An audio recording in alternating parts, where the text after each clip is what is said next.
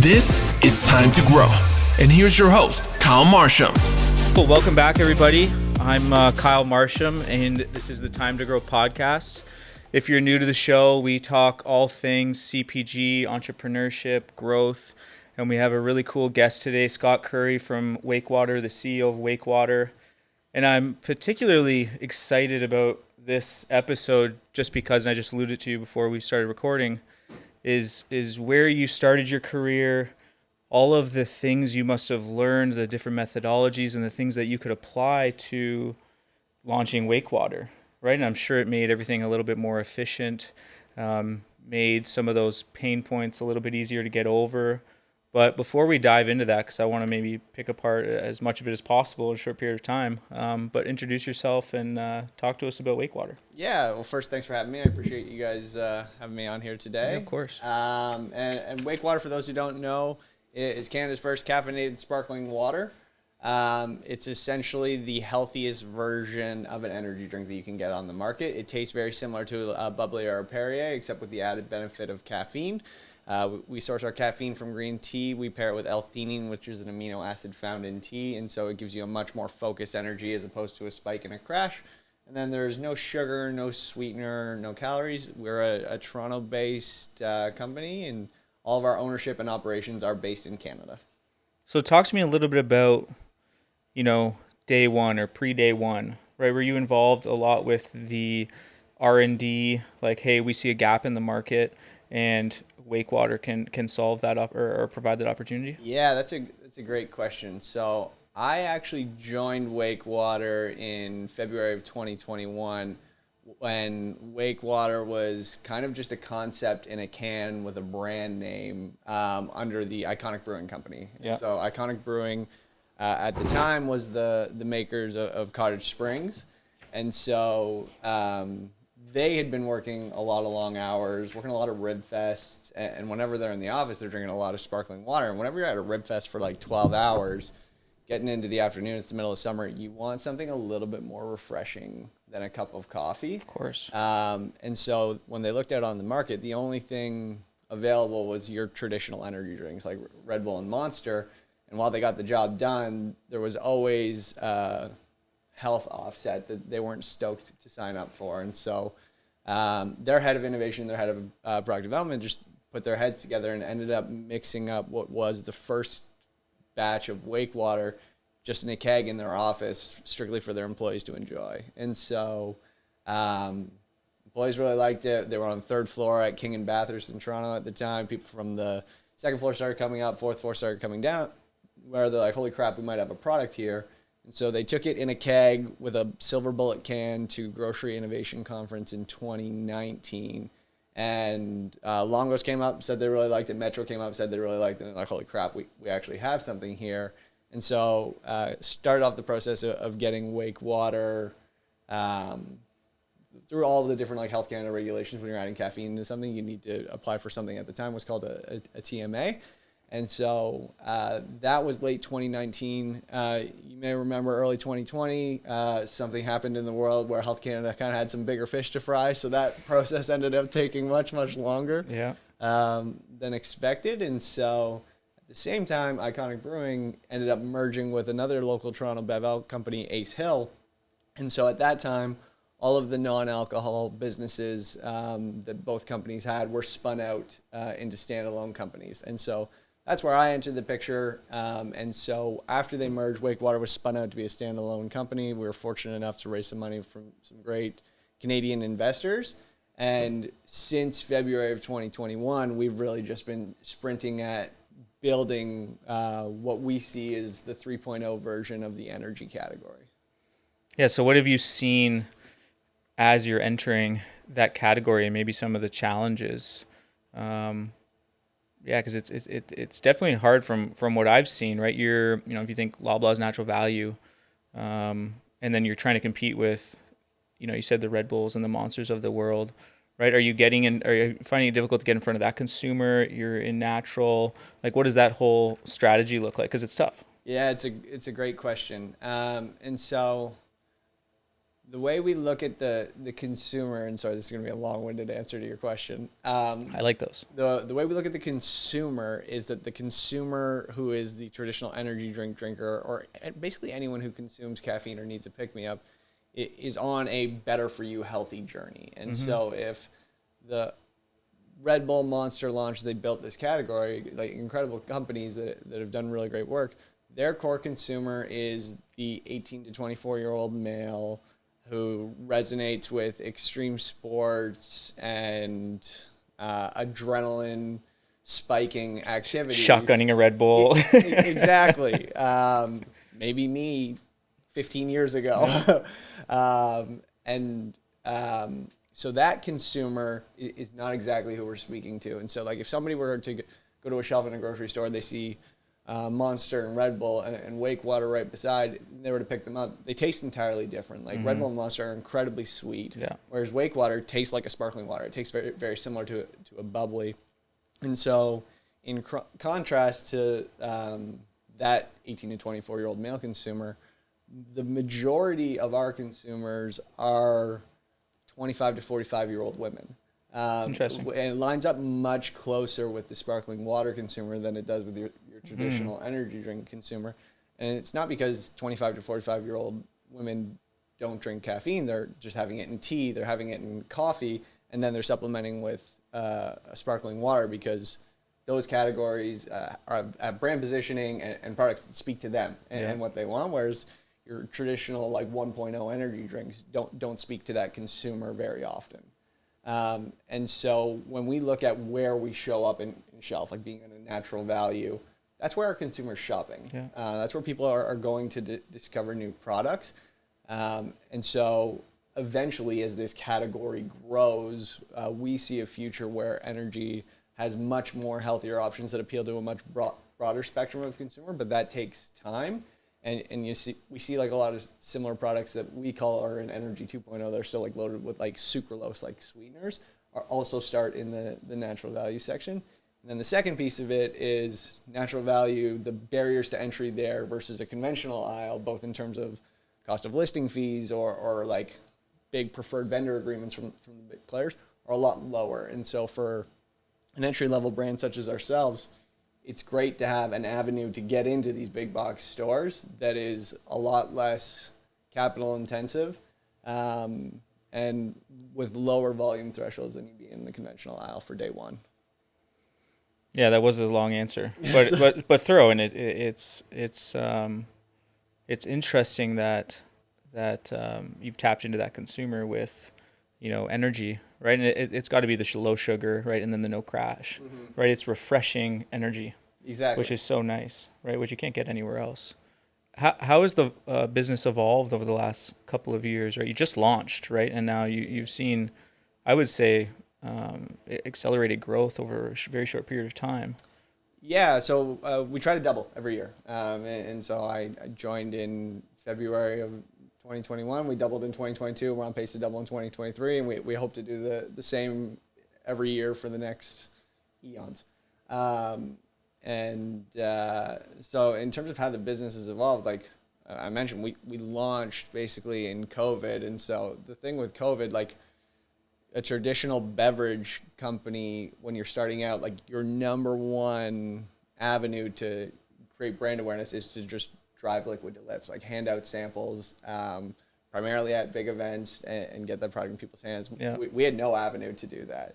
And so we had to get really scrappy in the first year on like how we're getting product in people's hands. And so we partnered with some great like local CPG meal box companies. I remember BioRaw reached out when we first launched and like, hey, like we'll drop off samples to all of our customers. It was such a lifeline to get product in people's hands, and really appreciative to Oren for that. He's been a great supporter always. And so 2021, our business was largely just online. Like we didn't get Loblaw until September of 2021. And before that, we were in like 50 doors, all independents, all great supporters. But our packaging was not great. It needed to be changed. And we really needed to accelerate that accessibility. And so as we went into 2022, we knew that we had to grow our door count. We knew we needed to accelerate our velocities, and so as part of that, we only had 2 SKUs at the time. We launched 2 more SKUs so that we could get a little bit better shelf presence. We partnered with a great broker, some great retailers that could get us into more doors. And then we also had a big focus on we need to get things cold. And so at the start we were selling 1 single can on a dry shelf. Now we're selling single cans in a fridge, and overnight the velocity doubles. Yeah. And so that was a major shift. And then as we go into the end of 2022, we were fortunate enough to secure a Costco rotation for 20 doors in Ontario. That was like pouring gasoline on the fire for us. Yeah. And so our brand awareness immediately spiked. Our velocities everywhere spiked just because more people were trying it. They have a great sampling program, and that has carried us through this entire year. Whereas our e-com has never gone away. It continues to grow. We don't really put many resources behind it. It runs itself. But our retailer velocities, with that huge increase in liquid dips that we've got with COVID ending, has really carried the day for us this last 12 months. How has your role as CEO evolved throughout that? Because I would imagine right in the heart of COVID, launching a brand, transitioning from e-com to retail, you're wearing many hats. Yeah. Are you wearing less hats now that the brand is evolving, or is it still very hands-on for you? Very hands-on. The team is bigger. So when I first started, there was one other employee. His name was Josh. He's still with us today. He's our director of sales. Nice. He was actually the first one to ever work on WakeWater. He used to work for Iconic. And so it was just him and I at the start. Since then, we've grown to a team of 6 people who work on the business full time. And so there's a lot more management to it. But as we've grown, we're still very much a startup. We're still very scrappy. And something that I forgot to mention in your last question on how the business has evolved, one thing that we learned about 18 months in is that our number one consumption occasion is the 2 p.m. slump for the office worker. And so for us, with companies returning to offices, that's turned into a massive channel for us that now represents about 10% of our business. Today it does. Today. Wow. Where a lot of times we're partnering with great snack providers, like Mindful Snacks is a great one. Fantastic. James is awesome. Yeah. James is the best, huge supporter. And so for companies that have a snack program, we partner with them. He's got us in some of their great offices. We also do a direct delivery program for companies that are smaller, might not have a provider, and are maybe going to Costco to get their stuff right now. Yeah. And so the way we've built that is very one door at a time, where it's hey, I know somebody who works at X company. We have a snack program. We're picking it up at Costco. And then through that, we've evolved the program over time, where before I came here, I was delivering samples to a potential office customer here. And so that's something that I still lead. I'm very hands-on with. And then I also lead innovation. So those are the 2 where I'm still in the weeds, and then everything else is more team management. Yeah, cool. I feel like that office channel is almost a cheat code for emerging brands. If you can tap into it a little bit, because it's forced distribution into those buildings, all the tech people in those buildings want to try the new brands. So it's a cool little opportunity, which we just started tapping into in a big way at Marsham, and then Green Fresh are leveraging some of the marketing opportunities through that. But it's your consumer. That's an incredible channel for you. Yeah, to your point, I'm a huge advocate for the channel in general, because the way I look at it is we have a marketing budget that allows us to get 50,000 cans in hands. That's what we're going for. Yeah. We're going to deliver 75,000 cans to offices this year. Essentially the same concept. It's sampling, right? They're not paying for it. They're trying it, then they're loving it, right? So yeah, and then it fuels your other channels, right? Somebody drinks it in their office at RBC or something, and then they go to a Farm Boy, they see it, they're like, oh, I really like this product, but it's the weekend, so now I'm going to pick it up and buy it. It's a great cycle. If you can make it profitably, more power to you. What are some of the challenges you guys faced as a company throughout the last few years? Let's maybe exclude COVID and the pressures of that.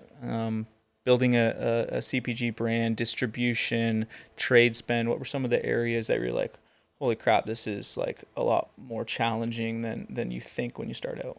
Yeah, that's a great question. I think the best answer is probably like finding the right partners, both from like a retailer and like broker to get us in front of the right consumer. And so when we started looking at this category, and thankfully my background was in CPG before this, and particularly trade spend, I spent a lot of time on that. So that we were able to manage like fairly cleanly always. But when we first launched, we're like, okay, we are in the natural foods, like pure organic, like really healthy, like almost granola type consumer. That's who we thought our consumer was. We thought that was one, and then we thought the other one was like the hardcore health and fitness person. Yeah. Neither of which are true. It is like the healthy-ish 30-something who's got a corporate job and just wants things to be like a little bit easier, needs that pick me up to get to 5 o'clock. Yeah. And so we needed to get into the right retailers at the right time to speak to her. And so while we love all of our early retailers, what we've seen is like a big shift in over time, whereas like the really healthy independents who brought us in early were our biggest sellers early. Now it's shifted to like more like Farm Boy, for instance, is one of our best velocity. And we didn't get them until December of last year. And so it's been really interesting to see that growth over time. And then as we looked at the industry to start, 70% of energy drink sales are done in the gas and convenience channel. And so we're like, we need to get gas and convenience. And so we're knocking on every door. And what we kind of learned is like that energy drink door is under lock and key. It's big preferred vendor agreements. There's maybe 3 facings to play with. And it's also not where our consumer shops. It is in that door. And so as we've looked to get into it, not getting into that was a bit of a blessing in disguise. We probably would have paid a bunch of money in listing fees, gone on the shelf in 2021 and not moved. And that would have been a very expensive, painful lesson, whereas we've had the luxury to grow into it over time. And so now we're at a point where like, hey, we know our consumer lines up better with the sparkling water consumer. We're going into a bunch of those doors. And we're actually seeing really good velocities because it's cold, it's convenient, and we've got a lot more brand awareness now than we did in 2021. Yeah, no, that's cool. That's like a CEO move where it's like you're diving into the data with the team, and if you went into those gas convenience stores, it could have been your Achilles heel. It could have really hurt the business, right? And we've played that game. We had a beverage company that pulled out of Canada, and we went down that path, and we were up against Gatorade, we were up against Coca-Cola and stuff, and it's just like if you don't have deep pockets, you can't tap into that door, those 5 doors or whatever. It's next to impossible. So for you guys to identify it right away and then pivot right away, it saved your company, right? Yeah. To your point too, like something. It's a great book out there. It's called Ramping Your Brand. Fantastic. Dr. Richardson. We've basically used it as like from day one, like this is what we're trying to do. It's why we try to double every year. And one of the major pitfalls of early CPG brands, and I mean, I fall into it too, is you want to just add every door that you can. You want to sprint. You want to go as fast as you can.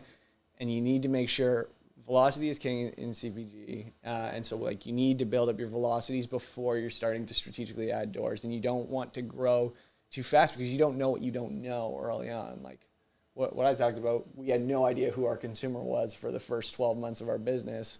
We could have done so many things wrong. And by having a more measured approach to distribution growth, we've been able to avoid a lot of those pitfalls. Yeah, I had Aaron Skelton on previously, and he grew Green Space Brands, took it public. They grew it to $100 million. And I asked him, what advice would he give another brand, and he says slow, steady growth. Yeah. Right, really, really strategic growth, focusing on velocity, nurturing on an account basis, right? And you do get in that trap of chasing doors, chasing POs. That's true. And then, if you look at the data, right, you guys could have easily just looked at where a beverage is consumed, where energy is consumed, and followed the wrong path. That was the first door that opened. right? And now it's now you're kind of opening up the doors to a new category, to a new consumer into energy, Exactly. right? That wasn't there previously, and you have to educate them, which is expensive. Mm-hmm. But it's a fantastic story to tell, and if you can get the retailers behind it, then they'll support you. Then velocity will pick up, and you have a really nice journey that you can go on. Right? Exactly. Great advice from Eric. Yeah, no, it was fantastic advice. You have some innovation you're launching. Just kind of launched it on social and LinkedIn. I saw. We do, yeah. So we just launched WakeWater Plus. It is the same amount of caffeine as WakeWater, except we have added all 5 core electrolytes and 5 essential vitamins in there. It is sweetened with stevia, and so this is appealing to that more workout occasion and the travel occasion. So one of the 2 things that we found from WakeWater consumer feedback is, hey, this is great. I like that I have a healthy energy option, but I don't want something carbonated when I'm working out. I mean, I run. I don't drink a WakeWater before I run.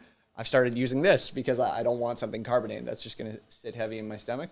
And then the second occasion that we weren't really playing into was travel. I mean, now we're at Pearson Airport. So I was just saying, you can't get that through security. No. Unless you have it listed in airports, which is tough. Exactly. Right? That's a game changer. And so for this, we just launched this last week. I went to Panama a few weeks before, and I was just kicking myself. I wanted it the entire time. Good way to get hydrated, good way to have a pick-me-up. And so we're really bullish on this. We did a small run, not kind of knowing what to expect. On pre-launch day was our biggest sales day ever for WakeWater.ca, which gave us our biggest week ever, gave us our biggest month ever in July. So now we're incredibly bullish, and we're trying to produce as much as we can as fast as we can because we did not make enough and will likely sell out, which is a great problem to have in the grand scheme of things. Currently available online, obviously. Has it hit retail yet, or is it just starting to? It will not hit retail until 2024. And so the way we go about launching innovation... Tease us a little bit. a little.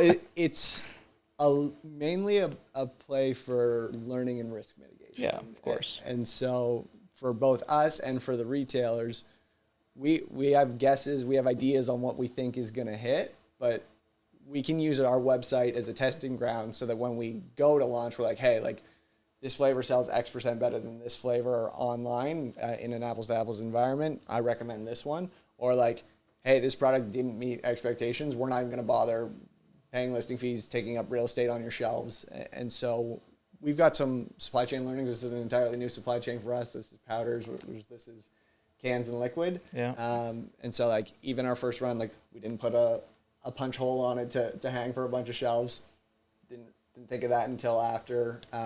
We don't have it in shelf-ready packaging yet. And so all of these kinks need to be worked out, and e-com's a great testing ground for that.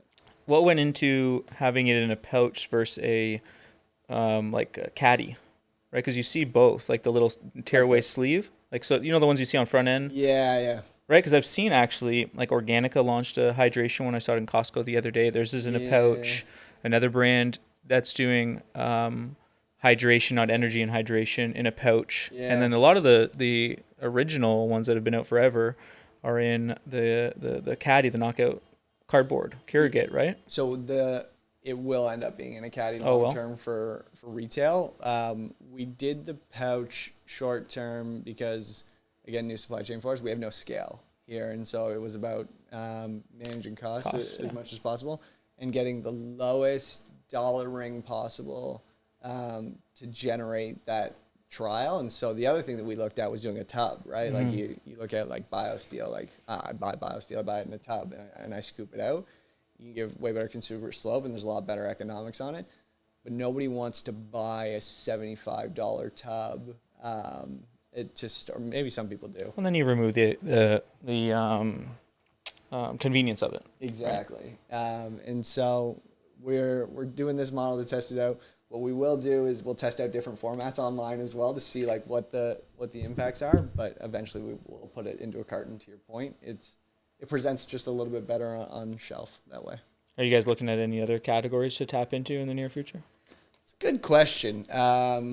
We see ourselves as a better for you functional beverage company, and so our kind of North Star is to take categories in the health and wellness space, just in beverage, but they all have to be with like the long-term prevailing trend of healthier and better for you within like a specific areas. And so a couple of areas that we're monitoring that I don't personally know if it's fad or if they're like enduring trends. Like gut health's insane. Like looking what Olipop has done in the U.S. like that's a massive trend. And there's a bunch of great Canadian brands that have dove in, and it seems to be going really well for them. So is there a play with potentially gut health and energy? That's something that we're exploring, but nothing like immediately on the horizon. Those are just the ones that are catching our eye. You touch a lot on the impact or the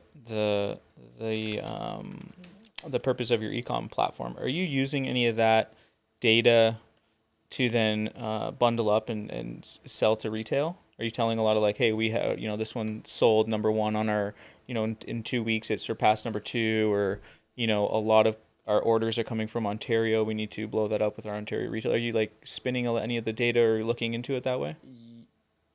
Short answer is yes. Long answer is data for startup businesses is incredibly expensive to buy.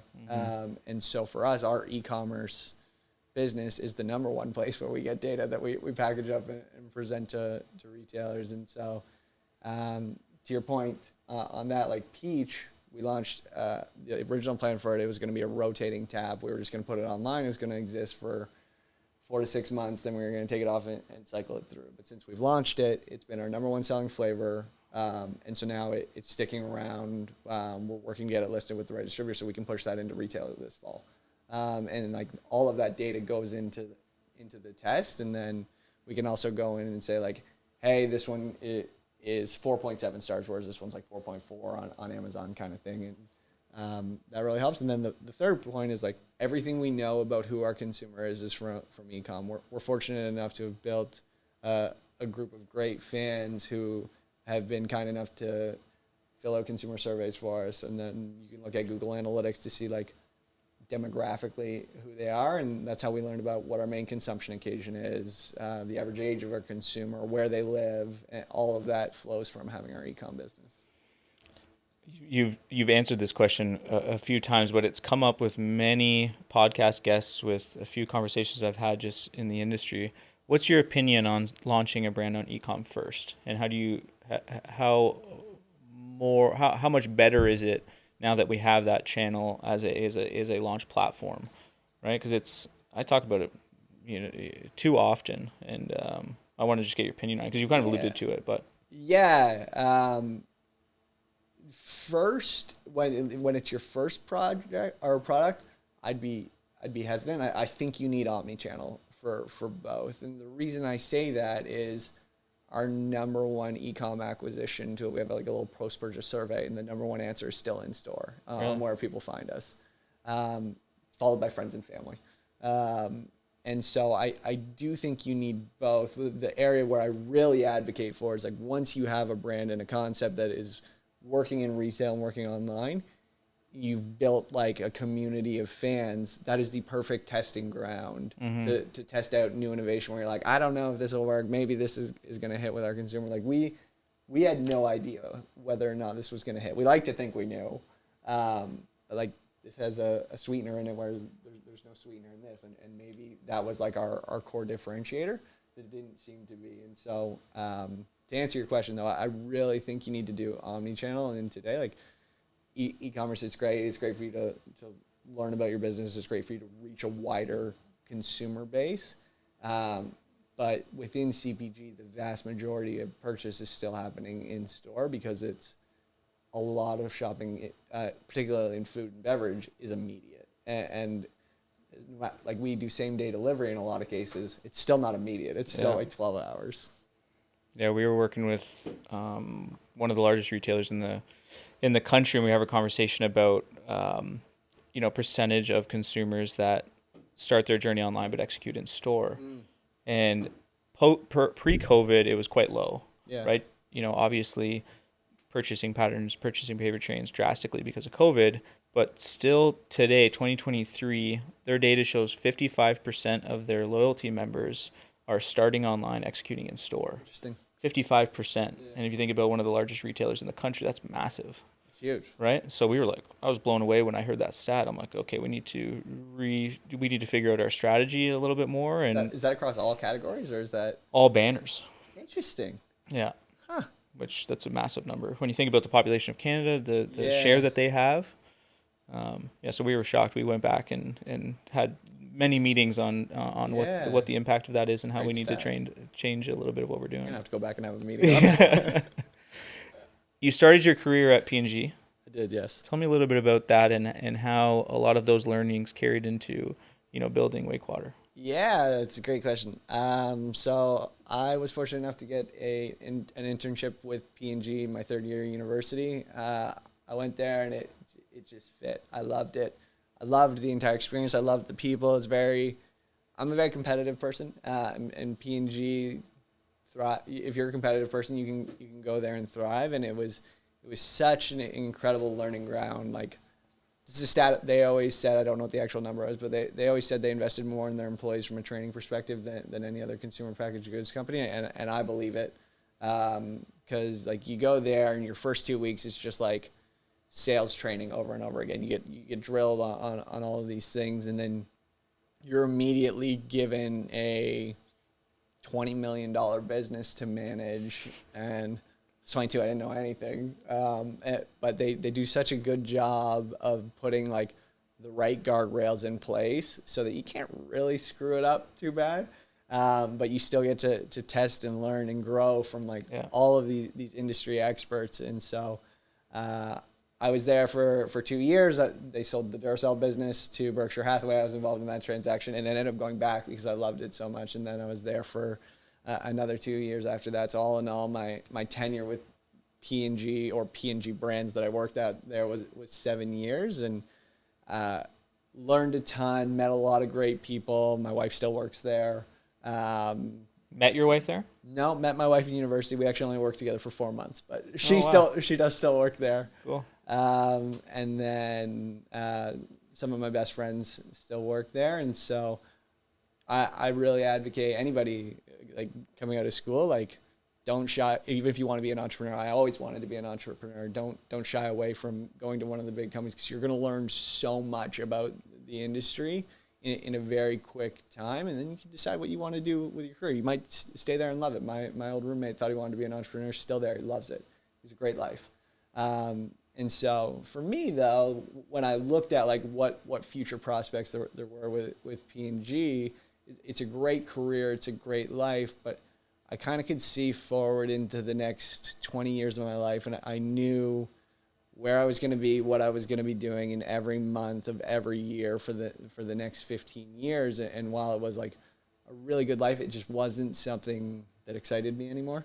And so in 2018, you wanted the excitement of entrepreneurship and the challenges. Exactly, yeah, and the excitement. Yeah.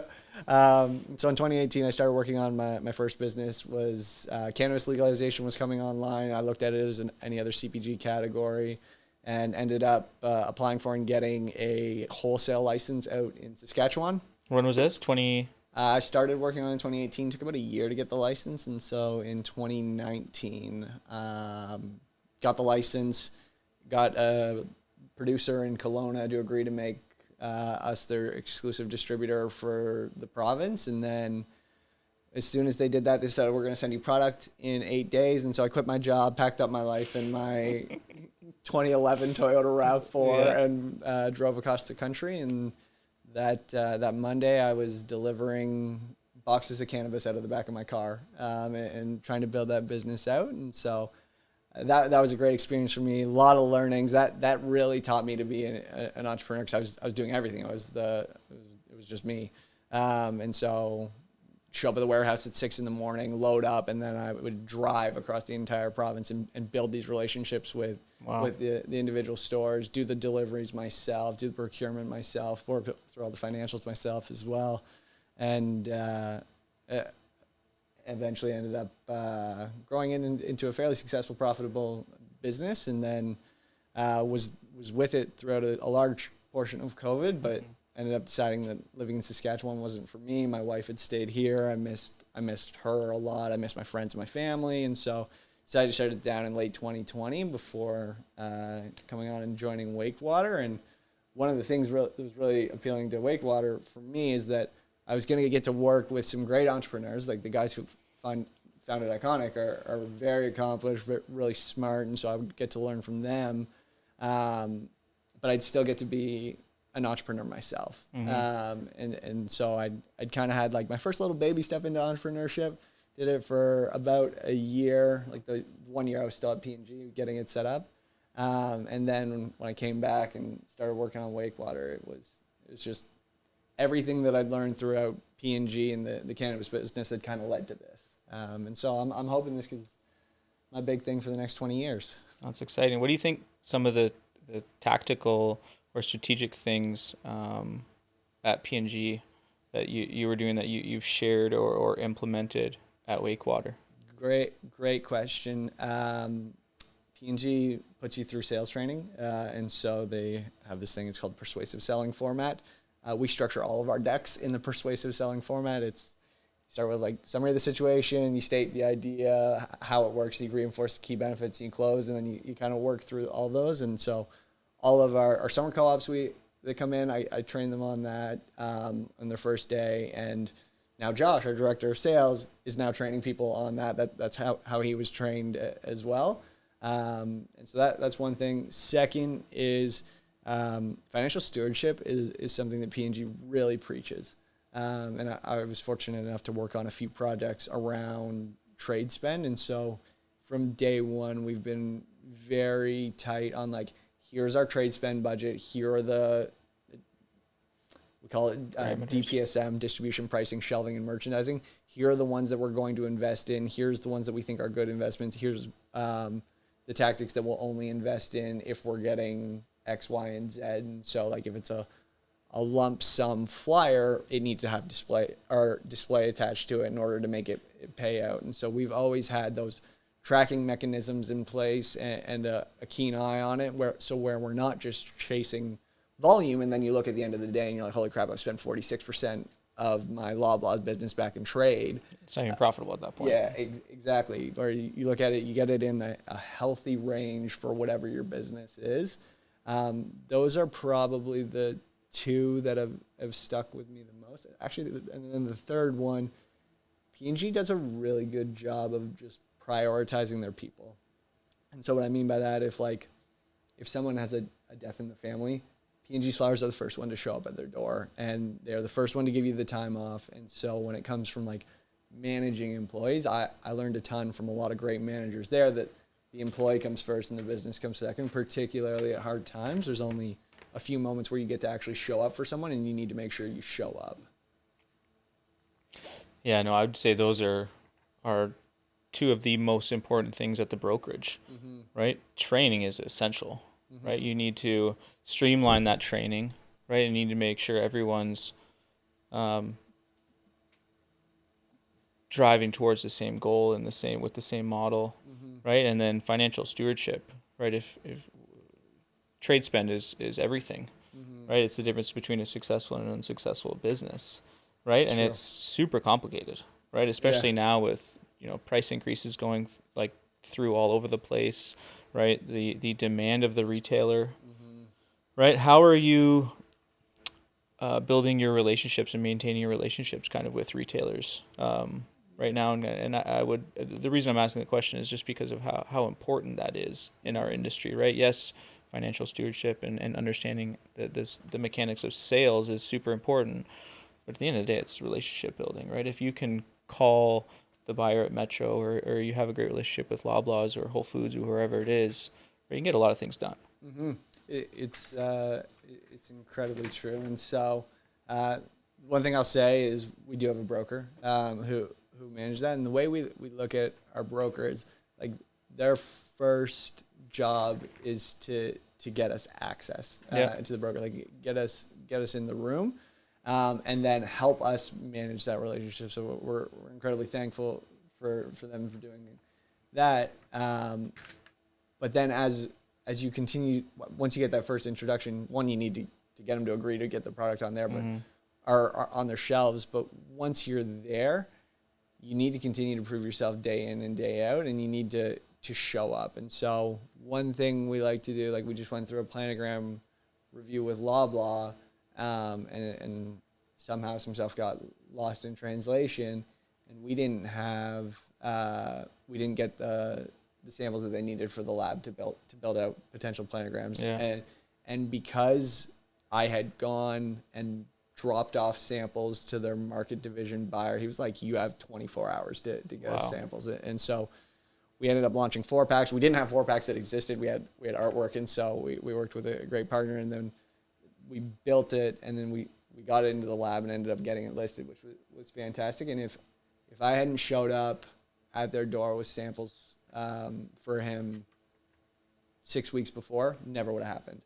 And like that goes throughout the entire process too. Like we did a rotation with Costco. We've got a great relationship with them as well. And so like even just being honest with them with what your parameters are. Like I mentioned, data is really, really expensive. And so like when we were in Costco, we needed to know how we were selling. And so two things. One, the people at head office were great and agreed to send us some data periodically. But also just like going into individual stores and meeting the store managers, be like, hey, like how'd we do last week? They would share some, and then they'll pull it up, be like, oh, you did this last week, and then we track that, and then we can like kind of snap a pic. my phone is full of screens. I've been there and done that. Yeah. And so all of that comes from relationship building. Like they don't have to do that. They could just tell you to buzz off. Like you go, you be friendly, you ask for what you need, and if they say no, that should be expected. And if they say yes, you just be grateful. Yeah, early on when I started in the industry, I was managing Whole Foods, nice. And I would go at 6 a.m. and do the planogram resets with them. Right, we're doing them next week. Oh man, I hated those damn things. But the value add of the relationship building but then the conversations you're having about planograms and about what goes into them and the planning and everything, and then you really get a good idea of what's happening with that specific category. I think one year I did all categories. Like I did every single reset multiple times. I think salty snack that year we did 3 times. So I had a really, really good understanding of every single category, what brands were getting pulled out. And then I could even impact a brand not getting pulled out in that situation. I'd be like, this must be a mistake. So then I could contact the buyer and talk to the gentleman that was managing the planogram at the time, and you could save a listing in that moment, which was quite shocking. But getting your hands dirty, being in store and doing that type of thing, I think I learned more that year doing that than any other year in the industry. 100%. Really smart of Whole Foods, by the way, to open that up. It's like great way for them to get labor. Their shelf resets are probably done a lot quicker than most other retailers. Well, they have a fine-tuned system for category reviews and resetting. Yeah, our sales guy at West Ryan reset eggs yesterday. He thought it was hilarious. He's like, I just never thought I'd be doing this in my career. Yeah, I did so many random ones. I'm like, oh, crap. This has nothing to do with me. They sucked, right? You'd have to, I live probably an hour and a half away from the closest Whole Foods. Right, you got to be there at 6. Yeah, I'm getting up at 5 o'clock. Right, driving to these stores, and then I still got to work a full day. Right, so But I learned a lot. It was fun, and I still use a lot of that stuff today in decision making and how I go about looking at planograms and stuff like that. It's true. It's the life you chose, CPG. Exactly. What do you you're CEO, running a company. Are you doing anything outside of work to be a better performing human being? Athletics, cold showers, all of the above. What are you doing on a day-to-day? I mean, I don't do cold showers. Every once, maybe every 3 months, I can. I've done it a few times. I'm like, this sucks. This is terrible. I'm taking a warm shower. Yeah. But no, I grew up playing sports. I love sports. I love to compete. As I've gotten older, certain sports that I play have gotten tougher and tougher on my body. Like I used to play a lot of volleyball and basketball. It's a lot of jumping. It's a lot of fast twitch, and my knees just can't hang anymore. And so now you just play some 21, shoot around. Exactly. And so 2020, I kind of started getting into running a little bit more. And so over the last 3 years, that's been my primary sport. And so I run 5 days a week now. Ran my first marathon in the spring. Going to do the next one in the fall, and so that's a big one for me. Yeah, cool. I'm training for a half marathon. I just maybe 3 years ago picked up running. I just love it. Get like I ran this morning and it was like chilly, a little bit chilly this morning. It was so nice, the fresh air and whatever. So yeah, no, I love running. But you running the Toronto one in the fall?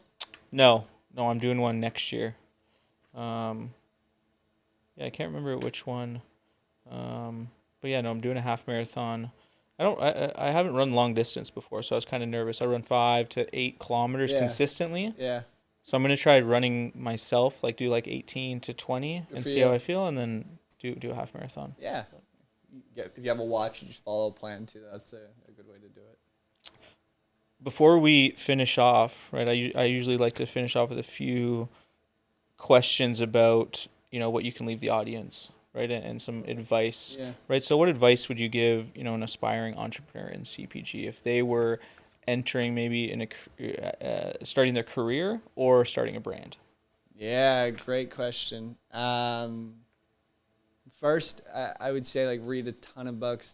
The two that I've read a bunch, but the two that really hit is one, Ramping Your Brand, which we talked about earlier, and it's new. That book came out 2021, 2020. I read it in 2020, so at least. Yeah, I read that. I've read that book 3 times. It's fantastic. I've tried finding a book that speaks to our industry. Yeah. And most of them are junk. Right. This one was like, I was like, this guy's phenomenal. Right? It was like he's lived it like multiple times. That's a fantastic book. We'll leave it in the show notes, and I'll maybe even put a link to the Amazon store. But if you're getting started in CPG, it's almost a must. I almost want to give it to everyone in our company and say you got to read this book. I think I've bought 5 copies for people. Like it is incredible. We do a book club. It was our first book on the book club for our company. So highly recommend that one. And the other one it's called High Hanging Fruit. A little bit specific to beverage. Mark Rampolo. Yeah, coconut water. Incredible. So Zico. Yeah. So that would be the first one. And the second one is like self-discipline is not the right word. I don't really love that word, but almost like the patience with yourself and with your company on having it come on. Like I remember in our early days, I was so excited. It was like the first month, and we sold like $900, and like I was over the moon excited. And I'm with a bunch of my former coworkers at P&G, and like I'm stoked, and they're looking at me like, you sold $900 today, and I'm like, yeah, but the day before I only sold like 50, and like I sold 900, and so like growth can be slow. Like you need to have that like emotional resiliency built up. Another reason why I like to run is it trains resiliency. And so like there's very few brands that like go on shelf and just hit right away. It's like the packaging like speaks to all consumers. Skinny Pop was one of them, where it happened for them, but like that is not very rare. There's not many unicorn brands. Yeah, like even in my category, we look at Celsius as like, oh my God, this unicorn that's like come over and taken over the number 3 spot. Spend $1 billion on influencer marketing and you'll be able to do it. Exactly. They've also been around since 2004. Like they sputtered for like 10 years before they figured it out. So just like be patient with yourself, test everything, and then once you find something that works, double down on it until it stops working, and then pivot. That'd be the number one advice. How do you manage the highs and lows? Not as good as I should.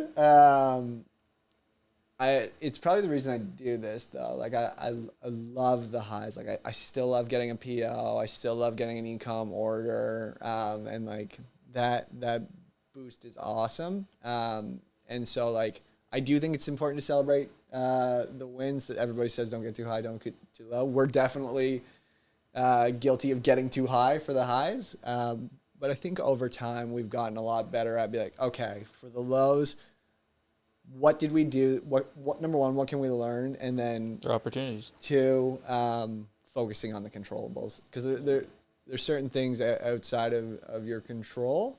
And there's no point in putting energy for them. And then the last thing I'd just say about the lows is like never react day of. I like to give myself 24 hours sleep. Next day, everything just seems a little bit more clear. I have a funny story about highs and lows. I started, like I said, managing Whole Foods. Yeah. And I remember going to my first category review, and I told you prior, I started in MCBs, so this crappy job, Terrible job, right? Excel, just tracking deductions. It was horrible. And then had the opportunity to manage Whole Foods. Monica Walker, who is the buyer at Healthy Planet, was managing Whole Foods at Marsham, and she was leaving for a new opportunity, and I put my hand up to manage Whole Foods. So I remember the first category review meeting. Can't remember what category it was, but I got a bunch of new listings approved. Good for you. Right?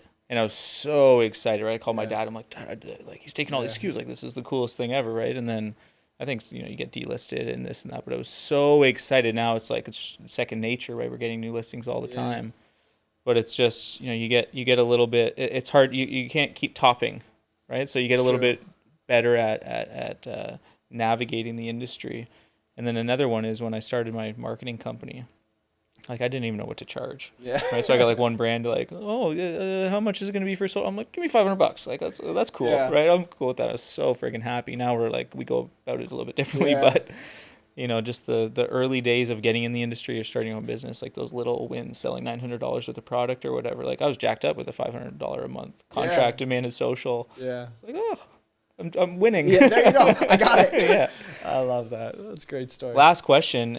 What advice would you have for people, or what do you do personally to continue to stay motivated, right? Because there's a lot, just even day to day, right? You get stuck in a funk or things happen. How do you continue to push forward and remain consistent on a mission?